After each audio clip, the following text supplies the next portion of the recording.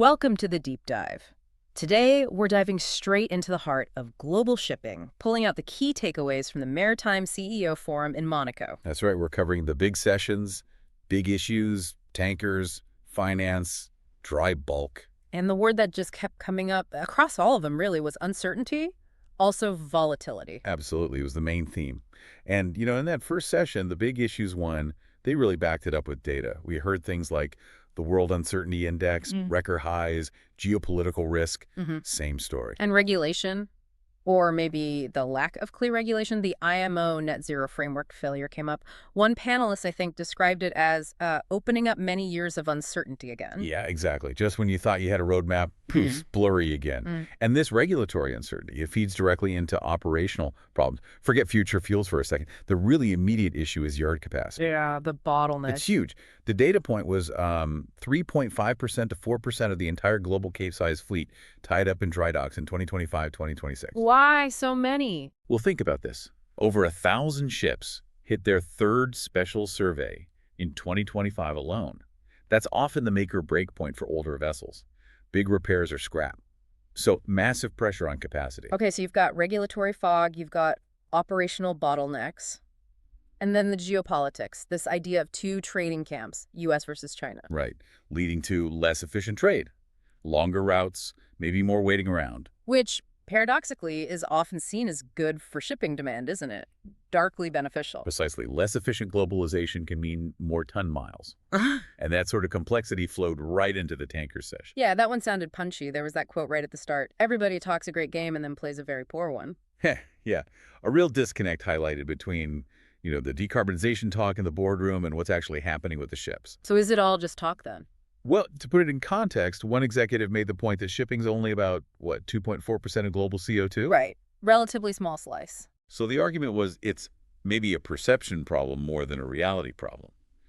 And again, the regulatory confusion from the IMO doesn't help, treating this really diverse tanker sector like it's all the same. But the shadow fleet complicates things massively, doesn't it? That came up forcefully. Oh, hugely. The numbers were quite startling. Estimates of 1,300 ships in the full shadow fleet. And those gray area tankers, the ones dipping in and out. Yeah, maybe 800 of those. It's all fueled by sanctions, lack of proper oversight. There's this wild anecdote. About Malaysia. Yeah. Apparently, Malaysia produces maybe 500,000 barrels of crude a day. Oh? But it exports 1.5 million barrels a day, often using made-up labels like Benin Heavy. Benin Heavy, wow. That level of sort of opaqueness must really worry investors. Definitely. And that led straight into the money and ship session. The finance market is in a weird spot. How so? Paradoxical, really. It's barely overflowing with funds, lots of capital available. Okay, sounds good. But the margins are incredibly tight, like 135 to 200 basis points. Super competitive.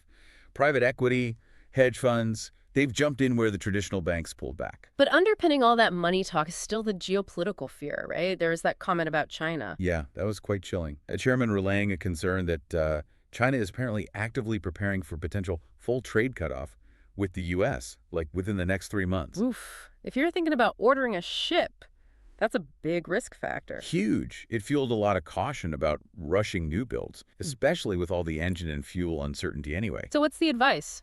Play it safe. Pretty much.